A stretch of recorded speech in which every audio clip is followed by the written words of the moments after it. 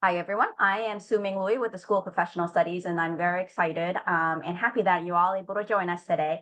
And definitely for Ben, who will be facilitating our professional development series this summer, really with a focus on art, because that is his area of expertise and passion. I think that's more important than anything else. Again, this is being recorded just so that folks who did register can have access to it, including yourselves who may want to review the contents. This is the first part of a three-part series, and today we're going to talk about art, visual literacy, and skill building in an AI-driven world. So Ben, as some of you might know, is the director of our fairly new MFA in Visual Arts program, which is doing really, really well. Students are amazing artists who produce great art in all their spaces around the globe. But I am going to stop talking because I've talked for 1 minute already and turn it over to Ben, who will share. Great, thank you, Suming, and thanks for folks for joining and folks who will be watching this later. This is an exciting new thing for me because I'm actually speaking to like faculty peers who are not art related, so that's a little bit of a new space for me. But it's also really helpful to have a kind of global perspective on art. I gave a talk at Harvard in an economic sociology class in 2020 on art and the value economy. So how to think about art and its value, where it's incredibly devalued in some respects, but also it could be the most expensive object one could buy, like the one painting that sold for $450 million about 10 years ago. And so here, this is a little bit of a different but more global view on art. And I really want to make this a kind of empowering experience for all of you. And we'll discuss what a lot of these terms mean. And so if you find anything too esoteric, you can always use your raise hand function or put a question in the chat, and Suming will ask that question of me. And in our 3 sessions, we'll cover a range of topics. So the first topic today is on art, visual literacy, and skill building in an AI-driven world, and we can explore what each of those terms means.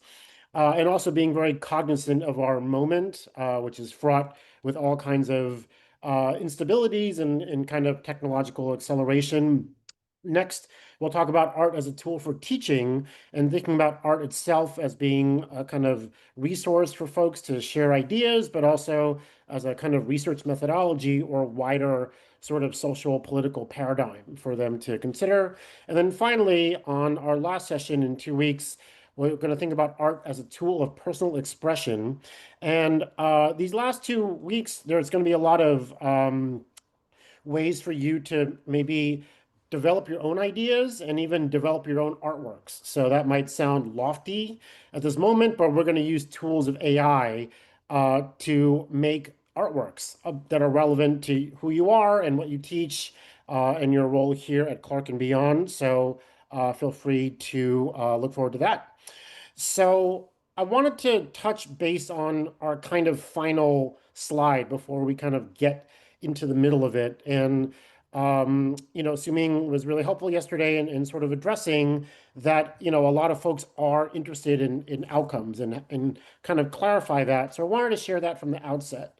And so this is the World Economic Forum, their top 10 skills of 2025. And these are the folks in very problematic folks who meet annually in Davos, Switzerland, tend to be kind of billionaire folks. And so, are their interests aligned with the interests of our students and of our community?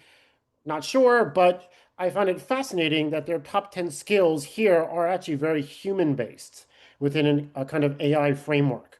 And those are analytical thinking and innovation, active learning, learning strategies. So like dynamic learning, also analytical thinking, you can think of that as being related very much to sort of different visual literacy strategies or even kind of research literacy strategies.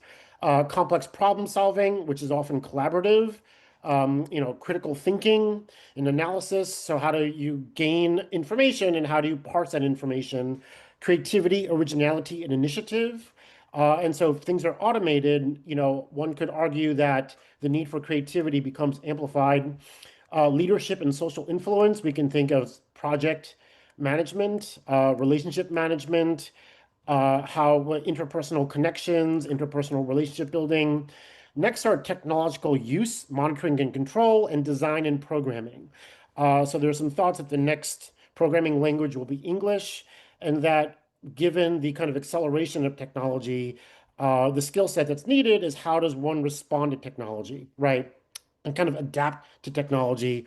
And finally, the last two, resilience, stress tolerance, and flexibility, as well as reasoning, problem solving, and ideation, those are all responding to the kind of shifting ground below us. So again, we're certainly in a moment of what we can call a rupture, which is a kind of technological shift. So technology, in terms of, certain thinking doesn't move in a steady pace. It kind of explodes from one um, area to another. So we saw that with the smartphone. Once the smartphone came out, 2007, all of a sudden it was a radical change in how we interacted. Even the internet becoming really prominent in the late 90s, again, was a kind of rupture. And now we're in the middle of a new rupture, which is AI. But, how can AI serve creativity and serve these various skill sets, which are very central? And I would say that artists possess all of these skill sets. That a contemporary artist is not a person who is a kind of weirdo in the corner, but someone who is like highly media savvy, can speak well, can write well, knows how to manage projects, knows how to manage budgets. And so they're a very kind of dynamic kind of stakeholder in a lot of these things. So moving along, sorry, it wanted to go to that. I wanted to show you that these slides are actually made in AI. So I started with this first slide, and in PowerPoint, there's a button that says Designer, and you click it, and then all of a sudden you get other choices for how you want this to look. And again, this is a very different interaction with PowerPoint than I've had, and we've all been doing PowerPoint for a very long time, and this to me is like the major feature evolution or rupture that's happened. But in terms of thinking about what you can do with AI, I wanted to think about how we decide what's good, right? So we might put in a prompt, we might build in a little bit of interactivity with AI, but fundamentally, we are making personal decisions about what's right and what's not right. So you can ask yourself, like, why is this a better slide than this? Or is this a better slide than that? And what is within your own kind of aesthetic reasoning or your taste that has allowed you to decide that, right? So I like thinking about AI in the sort of in preparation, there's the prompt, like what do I want to say? How do I put in the right series of text to get a certain outcome? And then on the other end, how do I analyze the result and decide what result is the correct result, right? And so one thing I really want to state is that you are already a highly sophisticated art connoisseur. So a lot of folks feel like, oh, I don't have training in art. I don't know a lot about art. I don't have any formal understanding of art. But what I would argue instead is that you already know way more about art than you think. And here again is another AI produced slide. Um, but in terms of fashion, you have a certain like aesthetic sense of how you choose to dress, and Americans tend to dress in a somewhat more similar way than not, with block colors and earth colors. We don't wear a lot of like patterning. We don't wear a lot of bright colors. It tends to be a bit muted. We also have personally our own taste in the culinary arts. Often when I talk about critique to my students, I say you might show a piece of art to someone in your life, and they may not have the vocabulary to explain what they like, but they do have a natural feeling about it. And this is what I feel about the culinary arts. So someone could be a really great chef and give me a spoonful of something, and all I can say is it's salty, right? So I can't say, oh, it's got notes of apricot and chocolate, and you use this kind of classical method, and then you updated it with this other thing. I don't have that vocabulary, but I know what I like. I know what kind of tastes I respond to in terms of industrial design, like what kind of car you might get, what kind of electronics you have in your life. Those are all very refined aesthetic decisions. You might travel somewhere and you look at the architecture, you go to their museums, you're absorbing their culture, and you have your own sort of internal compass and kind of taste about that. And even something like acting, we could tell if we're looking at good acting or bad acting. We don't have the vocabulary to explain why we recognize that this is good acting or bad acting, but there's something about us that is very knowledgeable about that, very sophisticated, since we've consumed so much acting, right? So we know exactly what's good acting, what's bad acting. Same thing with music. Not only do you know what music you like in general, but you know what music is appropriate for any specific moment, right? So you might be driving down the street and you're listening to something, you're like, you know what? This is a little bit too soft. I want something a little bit more urgent, something a little bit more moody. So part of you knows that you want that. You may not have the language to describe exactly what that is, but you have a deep sophistication with what kind of music you like. And even momentarily, you know what music works for you. Movies and visual art, similar thing. People have their idea of what their top 10 movies might be, what their favorite painter is. During COVID, for example, people were retreating from kind of public life and they were consuming art in a way we hadn't seen before. People are constantly, they're baking bread, they're, watching and consuming movies and television. I have a movie museum director friend who runs a sculpture park in upstate New York, and she said they had their biggest audience ever during COVID because people really wanted to consume art, but they wanted to be outside, so they did that. So ultimately, that ends up in a kind of taste, which is an aggregation of your personal aesthetic point of view. However, it's also related to strong cultural influences. So I wanted to think about our Clark community and what a Clark faculty would look like in different eras, and I asked AI what they thought. So here we go. Because also your taste is also an aggregation of the cultural moment. So here is an image of a Clark University professor with their car in 1975. So just to discuss a little bit about visual literacy, how do we understand this image? And how do we understand this image in terms of like personal taste and kind of cultural mores? So here we have a certain hairstyle that's representative of the 1970s. We also have a certain clothing, even with the larger lapels, or maybe there's polyester. There's that kind of Dorothy Hamill haircut. There's a yellow car. And as we know, people don't really have yellow cars anymore. But in the 1970s, people were willing to buy cars with very unusual colors, bright blues, oranges, yellows, etc. But somehow our cultural taste has shifted where cars not only do not look like this anymore, but even our color choices are different. Even the body language of this quote unquote professor looks a certain way, which is quite different from what a Clark University professor looks like in the year 2000. So I found this quite interesting that I ran this 4 times, and I'm a Google person. So this is using Google Gemini. And invariably, when I asked Gemini to do this 4 times, always a middle-aged white guy in a brown suit, brown shoes, in a blue car, in a dark blue car. So how do we analyze this sort of kind of cultural aggregation? And also those cars are very embodied of that era, like the way cars looked in the year 2000. But yet I was struck by some of the kind of other demographic dimension of this. And so again, it's worth sort of diving in deeper into this as we think about our own personal tastes, the kind of industrial design that surrounds us, the color palette that people are using, even how they're relating to the camera or the quote unquote camera here in this virtual image, I thought was quite different. So we move up 25 years.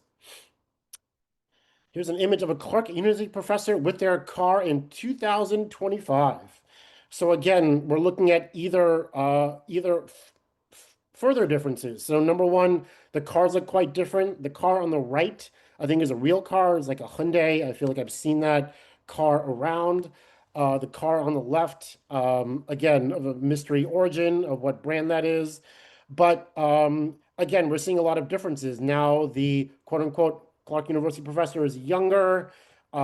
He's addressing the image or the camera differently. He's wearing a blue suit, a little bit of a different body language. The car is different. And you can see also there's architecture. So here, what they thought a Clark University building looks like in 2025. And again, a number of the buildings might be 100 years old, so that part might be less relevant. But overall, there's a kind of atmosphere here which is quite different than what we saw 25 years before and 50 years before. Hey, Then Ben, finally, sorry, yeah, Kayed has his hand up. sure, Kayed. Yeah, Ben, I'm just wondering what was the prompt? Is it what we see, the text that you have here that you submitted to Gemini? Yes, so that's the exact prompt, is an image of a Clark University professor with their car in 2025. So there was no, I didn't ask for gender, I didn't ask for location. That's all I said. That's the entire prompt. So this is the bias that our AI system has today. Sure. And, we could call that a bias. We could call that a sort of like aggregation of, their research and all the information that they've accumulated, like comes out to this. But when you look at this image, is this really a mirror of our era, right? Like, does this person in the image look like a contemporary person that we might meet like right now on Clark campus? Certainly the car is relevant, but so there's something a little bit uncanny.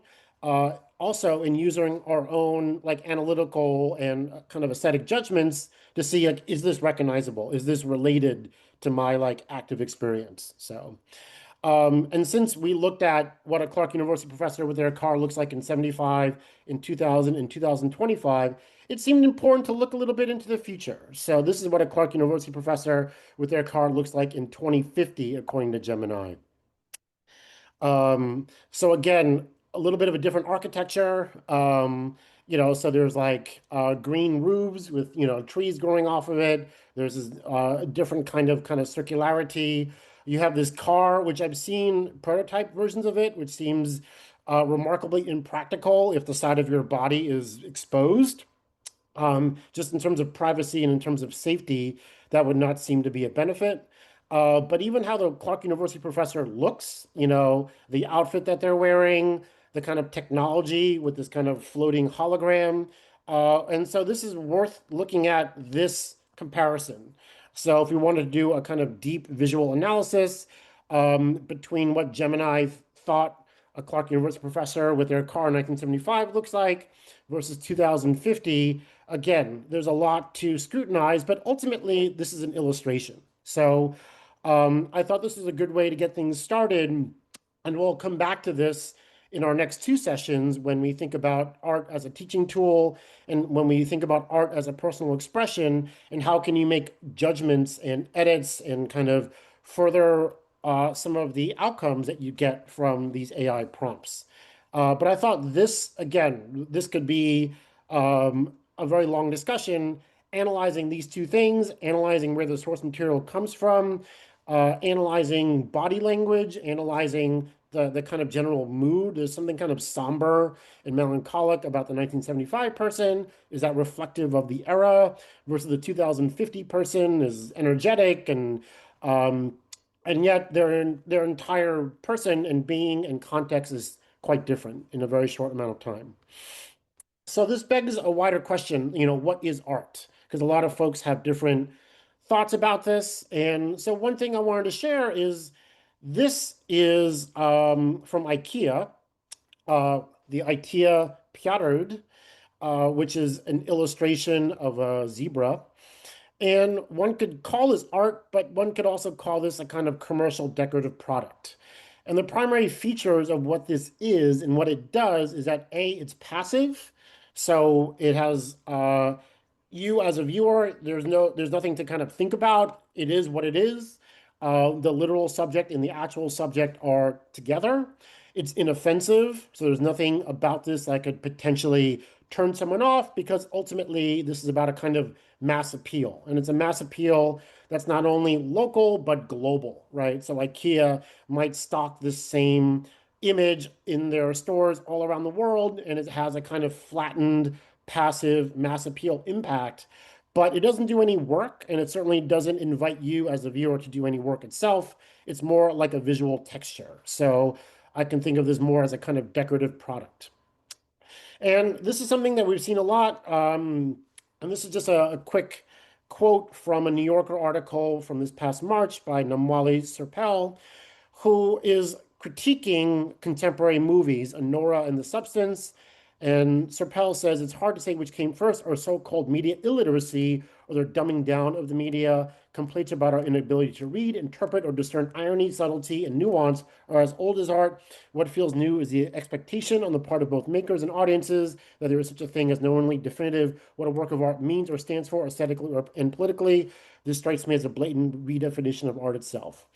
And again, this is addressing a wider cultural art form, which is cinema, but cinema has always gone through these periods of critique and then periods of transition, periods of maybe being a little bit too ingratiating to the audience, and then having periods where, like the 1970s, where movies were thought as being a lot more sort of challenging, at least in this country. So I wanted to think about art in terms of a wider definition as one that incorporates visual literacy, cultural meaning, perhaps a bit of storytelling, maybe even having the capacity for community building and personal expression. And again, we could dive into some of these aspects a little bit more deeply in our next couple sessions. But overall, I think art is something that people can engage with in an active way and has an open and shifting meaning. And these two quotes I pulled, George Bernard Shaw, without art, the crudeness of reality would make the world unbearable. And Philip Pullman, after nourishment, shelter, and companionship, stories are the things we need most in the world, right? And so stories can come as a kind of oral form in terms of writing, in terms of something you listen to or watch, and in terms of like still image and visual storytelling. Can I add one comment on the previous slide? Sure. You know, when you talk about storytelling, it reminds me with the church in the early stages of its life up to until the print press became in and the Bible was available to everyone else. They used to tell the story of the Christians in icons. And some churches today, you can walk in, and I've seen some of them, that you can tell the story from Genesis all the way to Revelation in the icons that they have in the church. And that's how they used to teach the Bible, by you know, the icons that the artists used to draw. Absolutely. Right, actually. And you see that in many, many cultures, right? So you've seen that across the world in sort of various religious practices where there may not be kind of literacy of reading of text, but there's a lot of visual literacy. So they are able to tell very complicated human stories using visual mechanisms, you know, painting, carvings, brushwork, etc., to really communicate effectively with a wider audience. And you can even see this in an airport. You know, some artists have made artists using kind of the pictographs you see at airports, where if people moving through an international airport might speak, you know, hundreds of different languages, how do you communicate like clearly, right, to using iconography? So even in a kind of contemporary scenario, it's used in different ways as well. And one could even think of like an emoji as a kind of contemporary visual mechanism to kind of convey mood or emotion or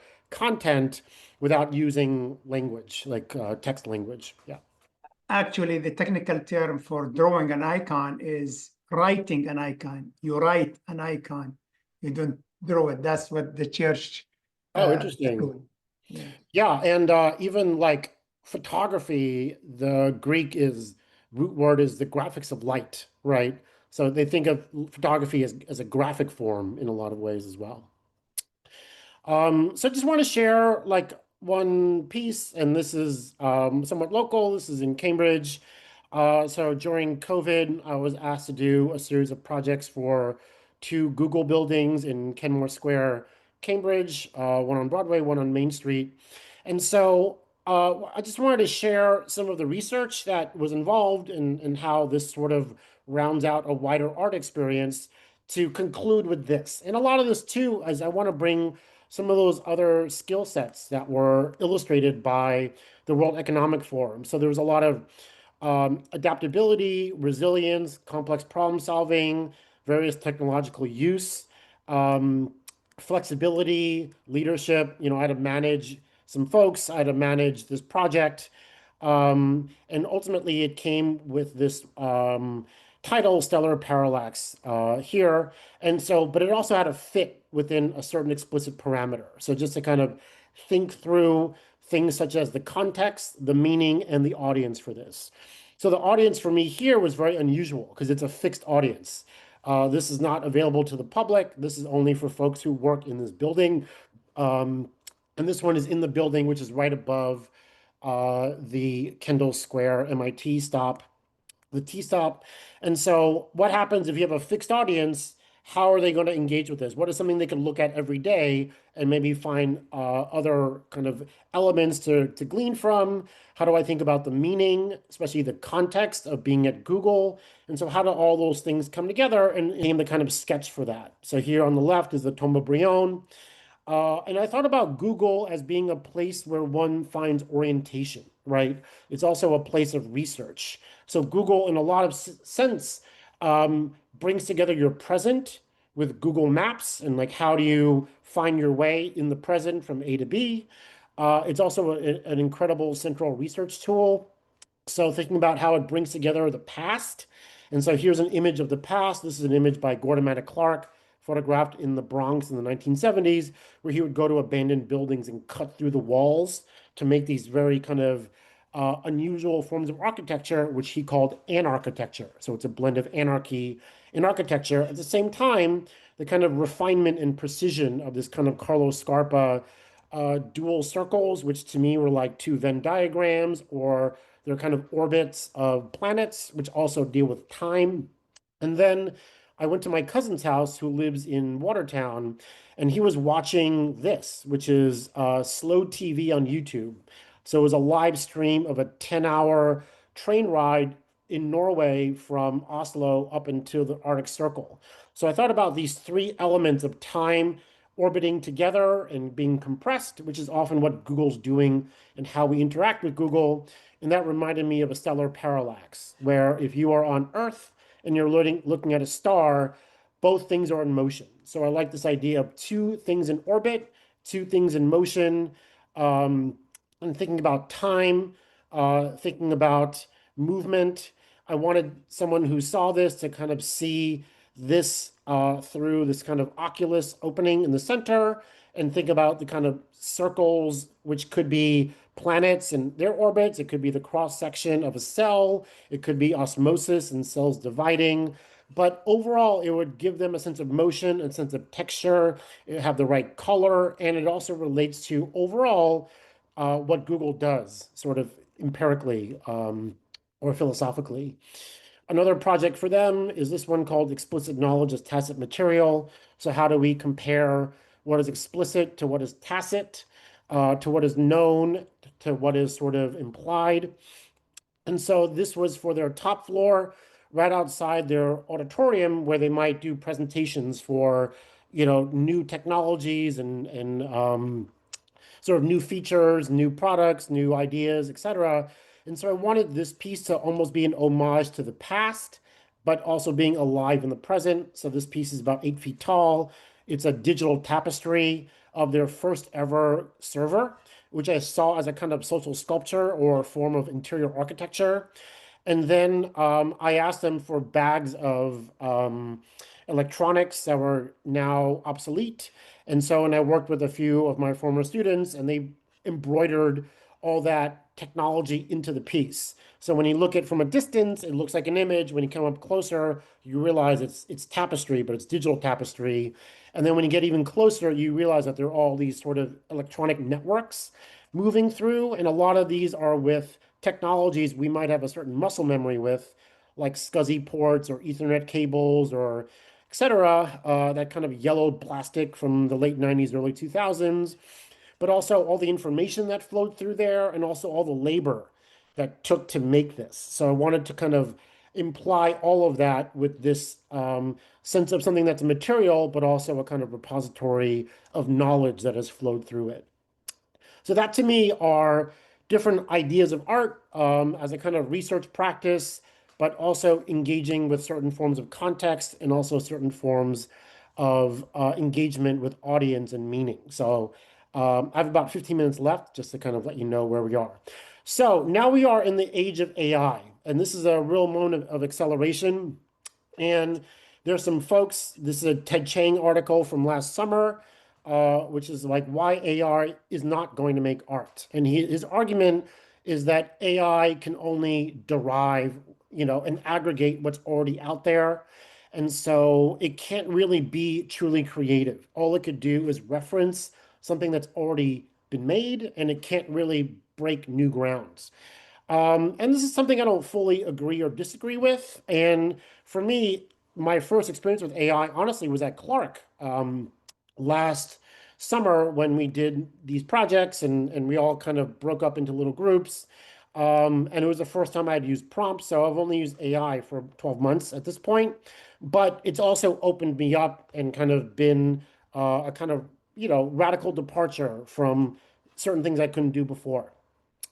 But also want to share that AI may not make art by itself, but part of me thinks that that is not really the point. So these are examples of AI art. So this is AI art on the left of what one might see at an art fair. And again, it's not too different from, current digital illustration. So the source material might be a little bit different, or the process might be a little bit different, but ultimately is like what you see is what you get, right? Its meaning is nothing more than the kind of visual mechanisms that you see and who this person is and da da da da, but there isn't a greater set of meanings to explore. Much like in the upper right here, this is when you open Photoshop right now, at least in the version I have, this is what you get. So you get this kind of digital collage of tropical animals, but there's no real meaning. It's kind of a direct illustration. And so I thought about this quote by Rick Rubin, the very well-known music producer. And he goes, the reason we go to the artist we go to is for their point of view, and AI doesn't have a point of view. So that I thought was an interesting way to kind of think about that. However, AI can really help people who do have a point of view. And so what if AI, and this is an article from the New York Times Magazine from November of last year, and the writer, Devin Gordon, who's actually a friend of mine, goes, what if AI is actually good for Hollywood? Because what it can do is it can allow Hollywood to explore in ways they haven't done before. And if they're unburdened by certain projects, maybe a young, movie director can do things that they wouldn't be able to do because they wouldn't be able to afford like having this massive set or to hire this really large crew. And so we did a kind of conversation and short symposium and workshop on AI at our residency in this past January. Actually, it should be January 2026, not January 2025.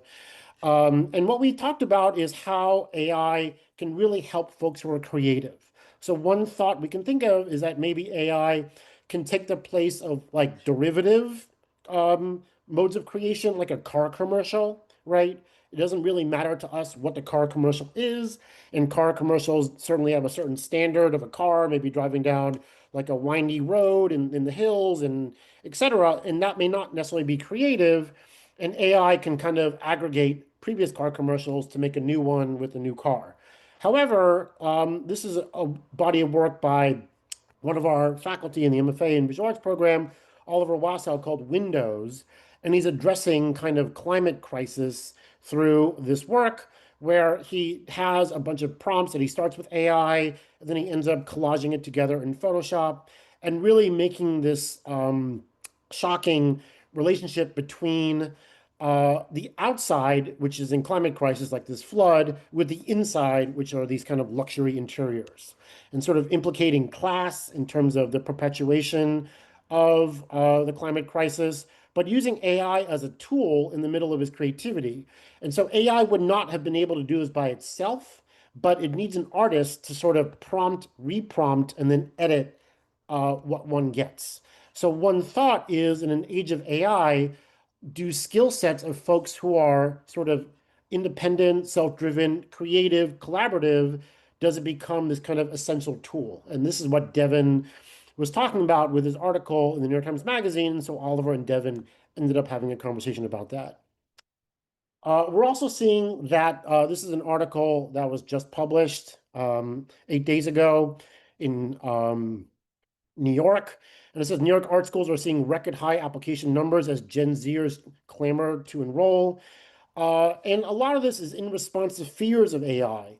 And so, needing to have a sense of, and I would say in the art world, there's a real focus on the handmade, on ceramics, on drawing, on fiber arts.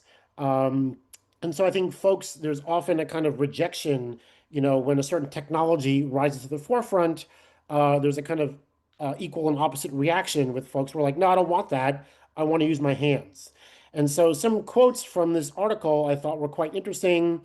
This one from the director of the Community College Fine Art Program at LaGuardia.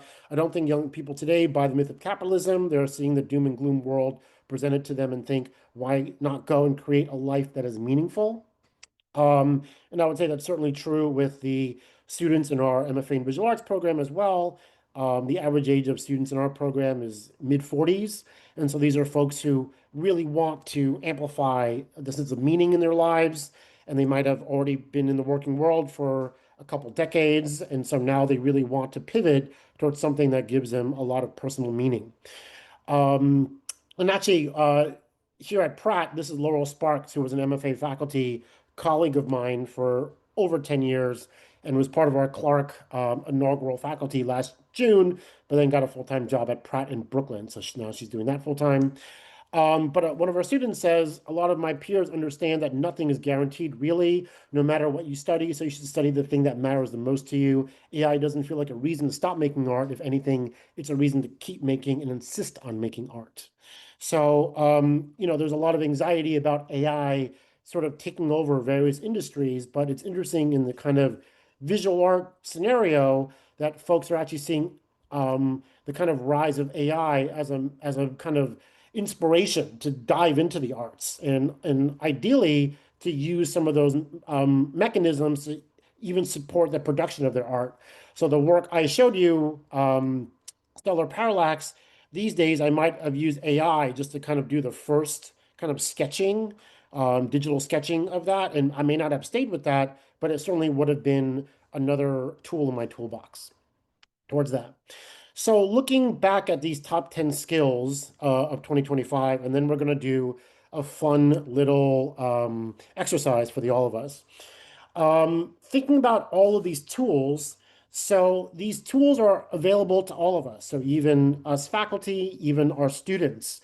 So how do we sort of bring these tools into their toolbox, regardless of, what their majors are or what they're studying at present?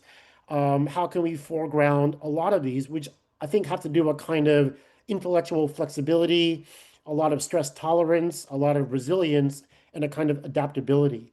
Things that are maybe really key, which are not included here, I would include are empathy, emotional intelligence, social intelligence, collaboration, mentorship, etc.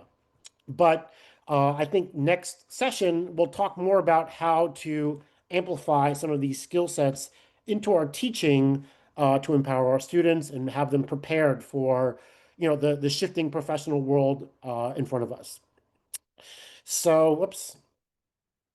So in our MFA program, just to kind of drive this point home a little bit, we think of our students as creative entrepreneurs. So these are folks who have this range of skill set. It's expected that a contemporary artist can speak well, can write well. It would be really shocking to go to a talk, for example, by a contemporary artist and they were a terrible speaker, right? It's assumed that they're a kind of polished speaker. And this is true with art folks like a movie director, right? Or certainly folks in the acting world, but even, a lot of folks who are getting a lot of publicity, even like star chefs, for example, are assumed to have a professional polish, which means they have a website, which means they have a kind of social media presence, which means that they can kind of write a press release, et cetera, et cetera.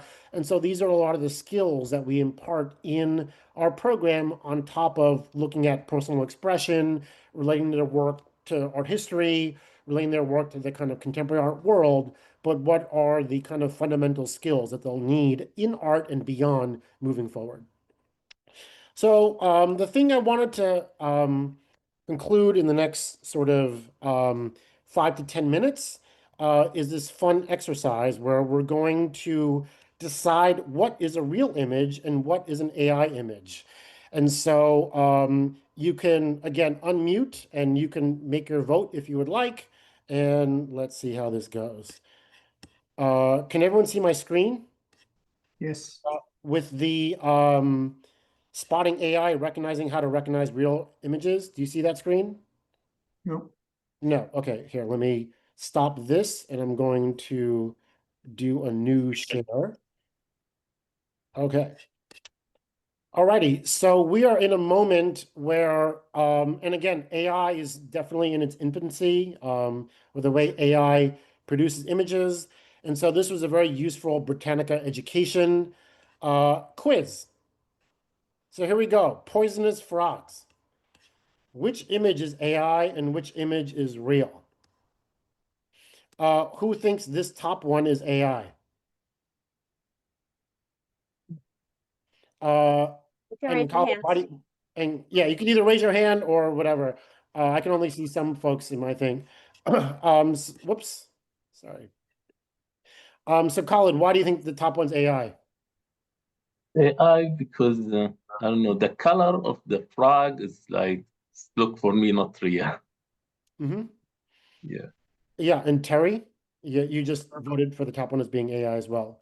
Yeah, I think, I don't know, there seems to be maybe in the front legs, there's something there, and the glossiness, I think, of the top one also. Yes, and you're both Um, correct. And so when we look at the answer here, they talk about the round spots and the difference in pattern, uh-huh. but I would say it is the glossiness. There's a kind of sheen here and a kind of smoothness, and even the frog is smiling. Like I think there's a tendency right now for AI to make things look cute and like consumable and friendly. And so here, even looking at some of the details of it, that tells you. So even and there's some theories that the sort of failures of technology end up being what we enjoy the most, right? So one thing we like most about vinyl records is that they have pops and they have little skips and they have a kind of texture that's not totally smooth and that adds value to it over time. And so here, the kind of elements that are not quite smooth, and even you'll see this in AI a lot, this very shallow depth of field. AI right now wants to make everything in the background blurry to amplify what's in the foreground to make that pop out and stand out. So we see that a lot. Okay, second image, the Titanic. Which one is AI, the top one or the bottom one? Top one. And why do you think the top one? I guess, so this idealized image, and I don't know, so it could be, I could be totally wrong, because AI could maybe create something that looks more historically, something that's coming from a historical resource. No, for sure. And yeah. Mm-mm. Here, we'll see the same things over and over again. It's impossibly glossy and smooth. Mm-mm. The lighting is wrong because the sun is behind the boat, but yet there's this huge highlight here, so that makes no sense. So, and then this makes no sense either. The light should come here, but this shouldn't happen because the light should be blocked by the boat here. But it's also impossibly glossy, though AI can, fake grain. But in terms of this one, the masts and chimneys, I wouldn't have known that. I guess it makes no sense that it has, um, the way it's laid out there because this also has masts and chimneys. Um, but the lighting is definitely wrong in this top one. Okay, students doing art projects. Which one is AI, the top one or the bottom one? Bottom one. The Yeah, bottom. bottom. And Kayed, why is the bottom one AI? Because the top one look real to me. Yeah, and so we see the same similar thing. There's a kind of plastic sort of skin quality here. It doesn't, they look like dolls rather than children. Also, the kids are kind of looking off in the weird, they seem to don't have it like personalities in there. They look very blank and disengaged. Where this top one has definitely been enhanced in terms of like the colors popping and there's a kind of drama, especially with the fall off of focus. But the bottom one, the kids look more like robots a little bit, right? They look really, really plastic. Uh, it says that here the hands are weird, but um, that's not something. If I may, it's, Yeah. I see the second one and number 4, the children, the one in the blue, Hmm. more like robotic. Does that make sense to you? Yeah, Hmm. they look robotic. Yeah, I definitely thought that. Mm. Okay, here we go. Landmarks and landscapes.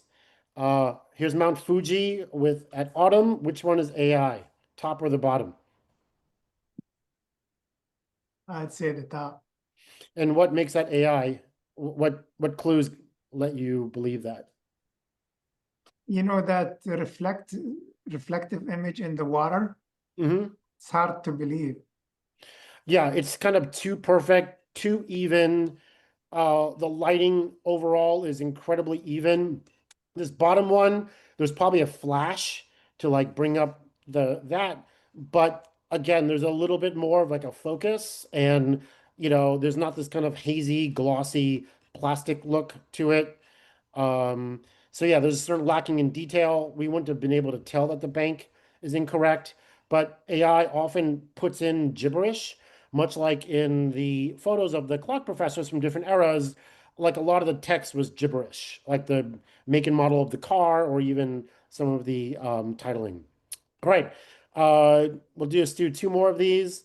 So here's a shuttle launch. Which one is AI, top or bottom?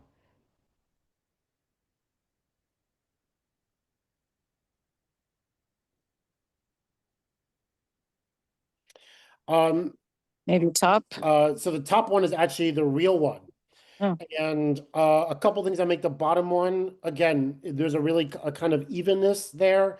And again, AI could be completely different in a year, and we may not be able to tell at all. But here, there's a kind of unevenness. It's like dark in certain areas. Like this is really, really bright, and then this is much darker, whereas this is really, really bright, and yet this is still a kind of even midtone. Um, and so they point out some of the details here. Um, Hong Kong at night. Any thoughts on this one? The I would top or say the bottom? bottom one. I agree with Khalid. Yeah, so the bottom one here, you could tell that sure there's things that are missing and but again there's a kind of evenness, a kind of softness here. This one has like deeper details. This is a long exposure, which is why all the buildings are so bright. So this might be like a 2-minute exposure just to kind of capture all of that light. But here there's a kind of uniformity there, which doesn't look accurate. And then finally, the last one, Aurora Borealis. This one might be the hardest one, but which one looks AI, the top one or the bottom one? top one. Yes, so the top one here, again, missing some certain details. Um, that I guess the texture is a little bit off, and they found the reflection to be a little bit, inaccurate. And then finally, this pangolin, again, this face is too cute, and the whole thing is too soft. And even though this one, the lighting is probably done in the studio, um, it doesn't have that same sort of softness there. Cool. All right, well, I'm going to stop there. We have 8 minutes if folks want to ask some questions. So you gave us examples of photos, right? Yeah. Would the same thing have been applied if we looked at paintings?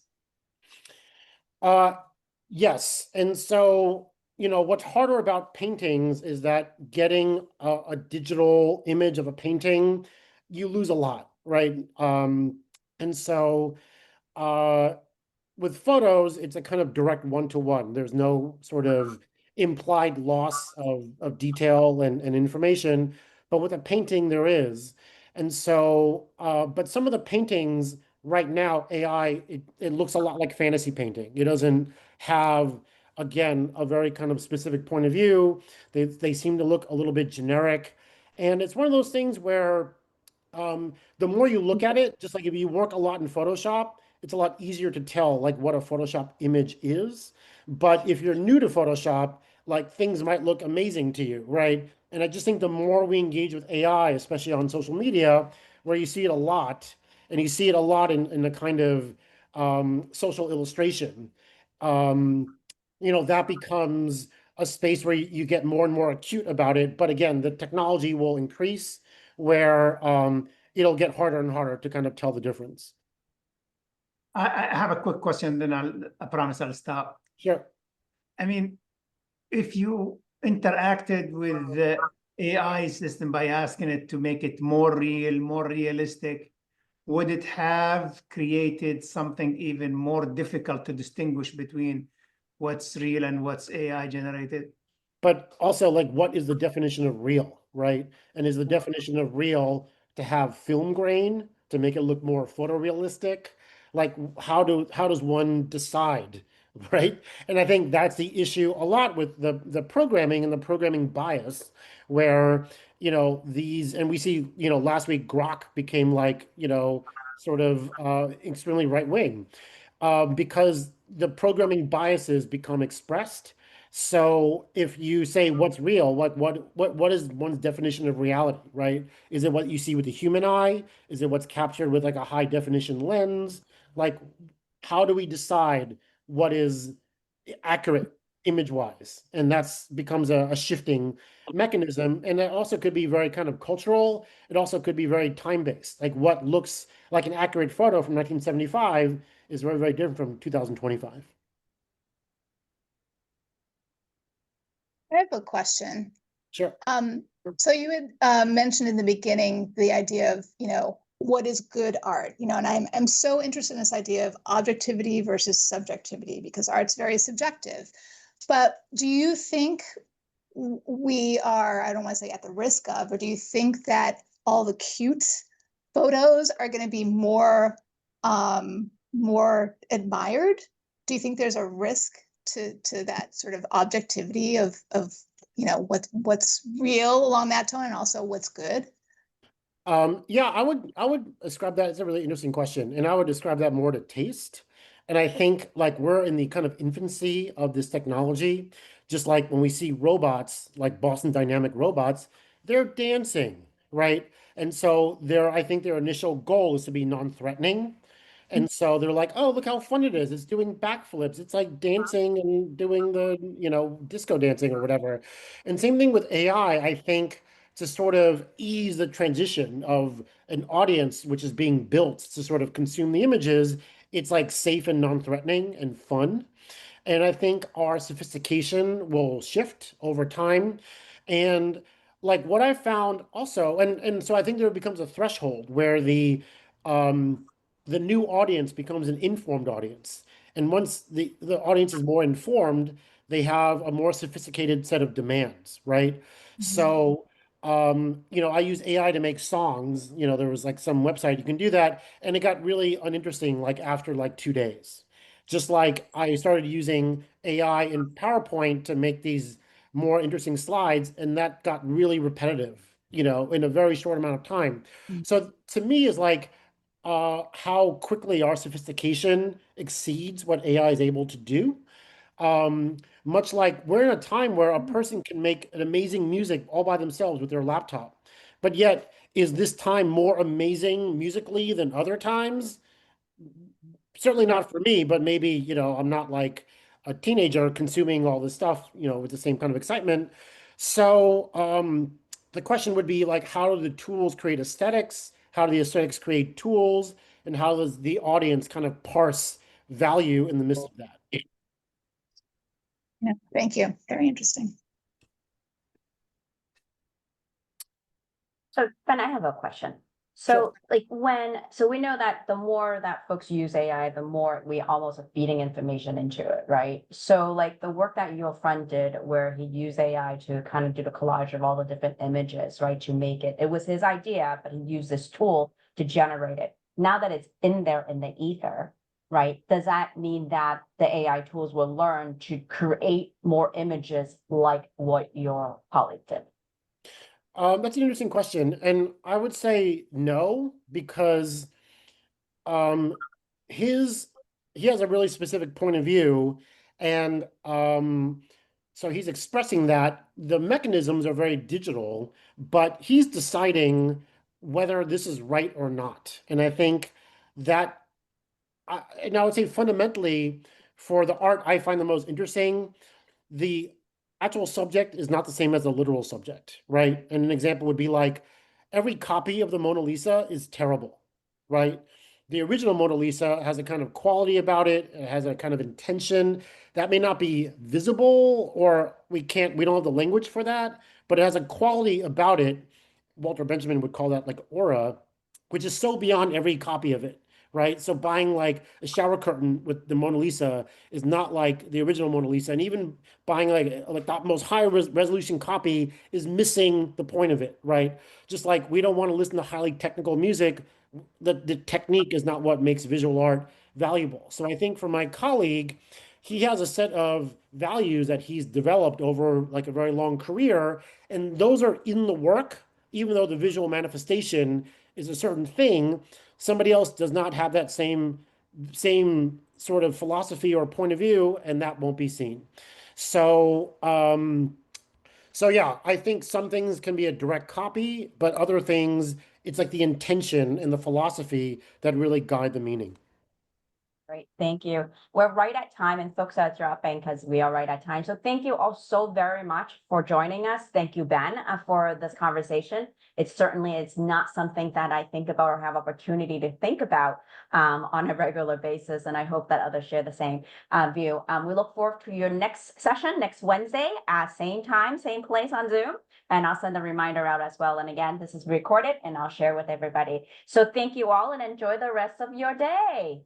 Okay, Take great care. bye-bye.